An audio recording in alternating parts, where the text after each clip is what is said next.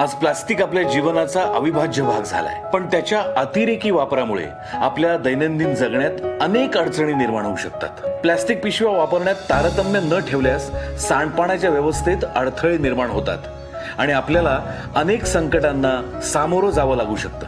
म्हणूनच प्लास्टिक पिशव्या न वापरण्याची उत्तम सवय आपण लावून घ्यायलाच हवी. आपल्या या दुर्लक्षित वाईट सवयींमुळे अनेक प्राणीमात्रांचं, जलसाठ्यांचं नुकसान होऊ शकतं. प्रश्न आपल्या आरोग्याबरोबरच पर्यावरणाच्या हानीचा सुद्धा आहेच.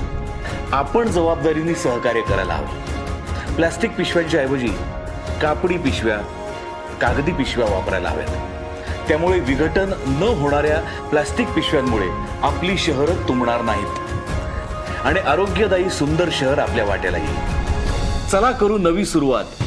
अस्वच्छतेवर करू मात. स्वच्छ महाराष्ट्र अभियान, नागरी नगर विकास विभाग. रुजवू संस्कृती स्वच्छतेची.